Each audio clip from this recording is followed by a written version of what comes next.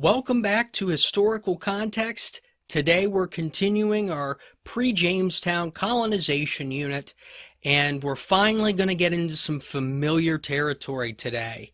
Up until now, we've had 4 episodes discussing the French and the Spanish and their attempts at colonization in the area, and for the Spanish, some successful attempts as they are still in the southeastern United States. But today the British become interested, and the British journey towards colonization starts. But it's not a simple journey. It's not, okay, this is the place we're going to settle and let's just sail there. And it's also not, let's just get in a boat and wherever we land, we land. It's not a simple transition. And as we learned from earlier episodes, especially at the beginning of the 16th century explorers unit, the voyages of John Cabot and his son Sebastian showed promise. It looked like the British were going to begin to step into the New World. But Henry VIII coming to power put an end to exploration. Henry VIII was known for a lot of things: the number of wives, the separation from the Catholic Church, so on and so forth, the desire for a male heir. But one of the things Henry VIII did that changed history that few people talk about is he was very against exploration. So he shut down the exploration side of England, and as a result of that, there were no new findings for them for years. Now, in 1547, Henry VIII dies, and his young son, Edward, becomes king, known as Edward VI. And Edward VI, unfortunately, did not survive very long, and when he dies, Mary Tudor, also known as Bloody Mary, the Catholic daughter of King Henry, becomes queen. And she becomes queen after a short dispute over the crown. She becomes known as Mary I, or Bloody Mary.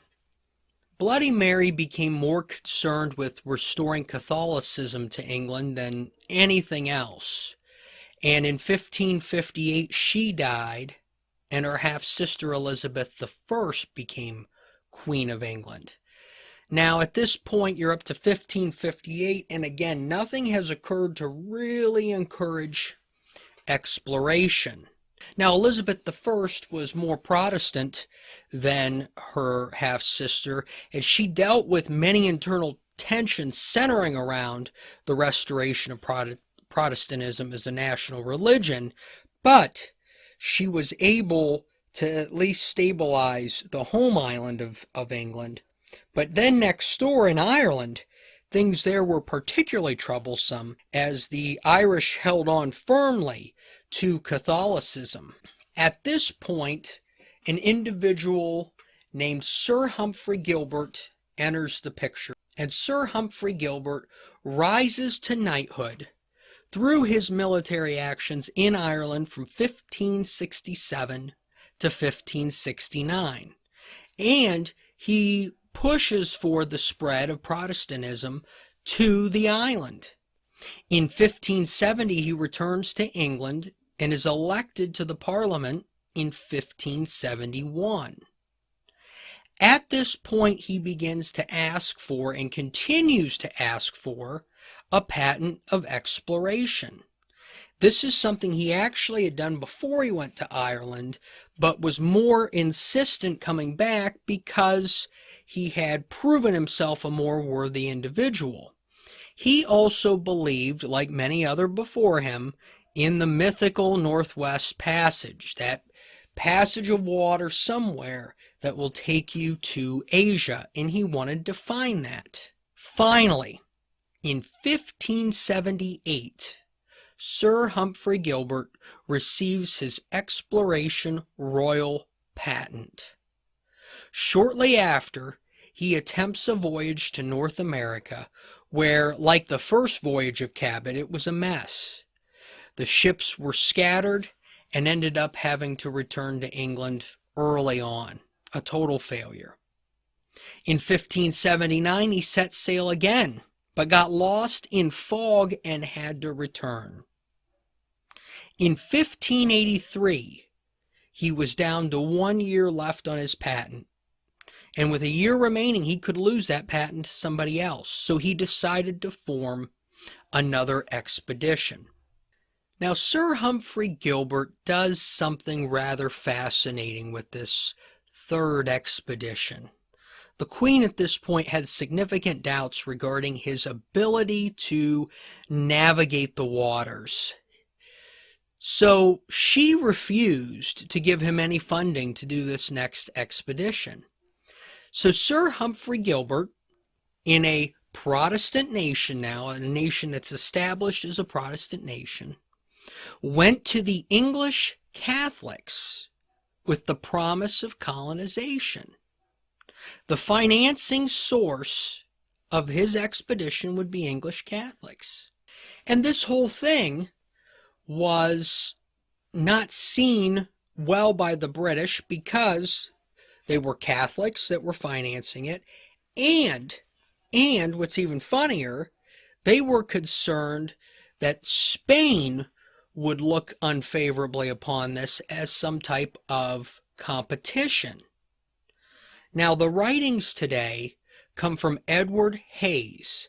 He was a captain of one of Gilbert's vessels, and he wrote about the expedition. And again, I just want to go back and emphasize Sir Humphrey Gilbert, who is a Protestant working for a Protestant queen, wanting to go into the New World, has secured financing from English Catholics, promising them colonization, which they may need if they go through the same persecution as the French Huguenots had. Let's take a look at Hayes' writing. It seeming probable by event of precedent attempts made by the Spaniards and French sundry times, that the countries lying north of Florida, God hath reserved the same to be reduced into Christian civility by the English nation. For not long after that, Christopher Columbus had discovered the islands and continent of the West Indies for Spain, John and Sebastian Cabot made discovery also of the rest from Florida northwards to the behoof of England. It is rather fascinating here that and again now, you're dealing with late 16th century English writing, so that's why the wording's kind of goofed up a little bit here and a little thicker in terms of understanding, but you've got a lot going on here that we've talked about throughout our now 26 episodes. He brings up Christopher Columbus, John and Sebastian Cabot, French and Spanish attempting colonization.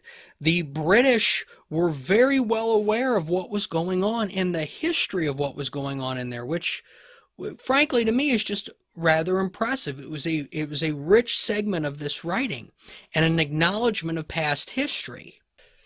The writing goes on to sort of justify colonization. Let's have a look.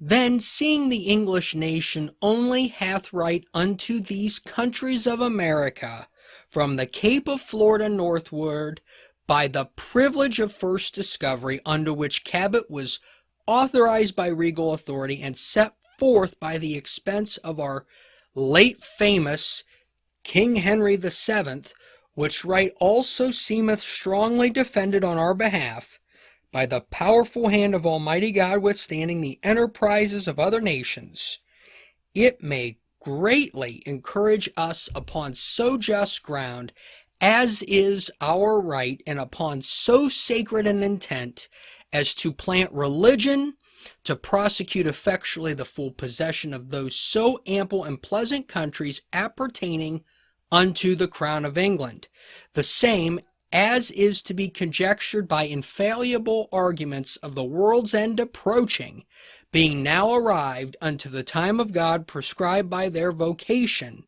if ever their calling unto the knowledge of God may be expected. Planting religion. And so that's where you got to stop and say, if the planting of religion is the goal of a Protestant nation, and the funding for the expedition is Catholic, which religion is intended to be planted? So Sir Humphrey Gilbert certainly knew how to play both sides in this. And in June of 1583, his fleet of 5 headed out for the New World. One of the fleet's ships was owned by a man named Sir Walter Raleigh, and you may recognize that name. He'll come up later. The original plan was to sail to Newfoundland, then sail towards Florida for the winter. From June 15th to June 28th, they had to deal with either fog or rain. And finally, on August 3rd, they spotted Newfoundland. The expedition went on land, set up tents, and on August 5th, 1583, Gilbert proclaimed Newfoundland as part of England. Gilbert went on to establish 3 rules, and here they are.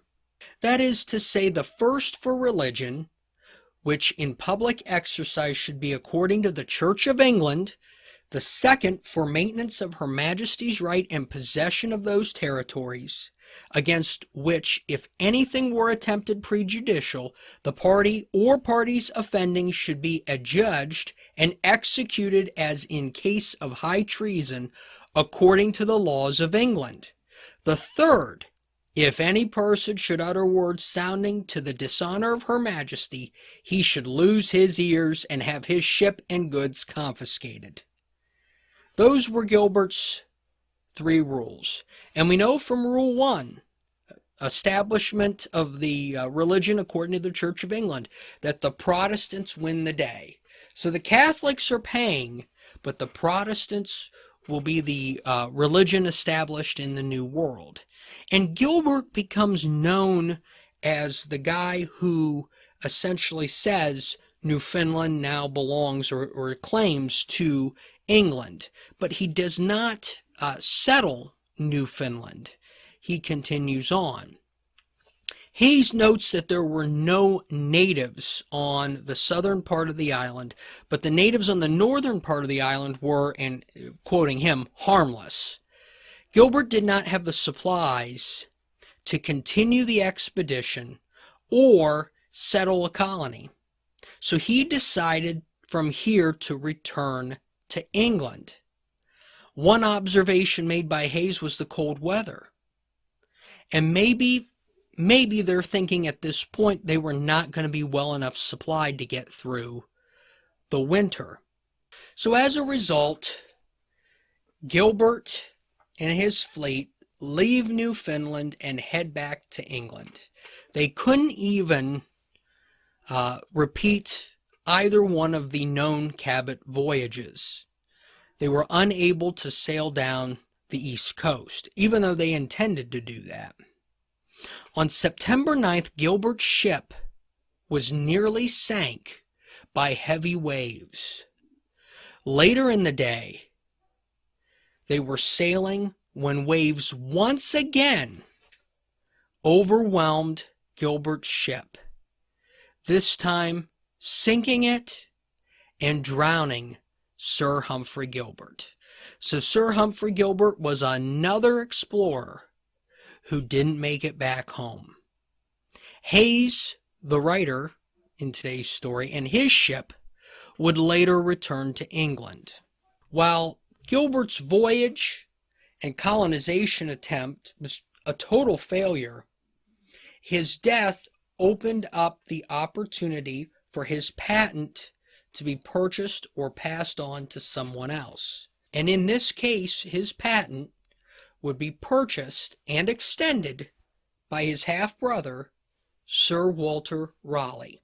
And Sir Walter Raleigh would put forward a series of events that would lead to one of the greatest mysteries in American history, and one of the longest-standing mysteries in American history.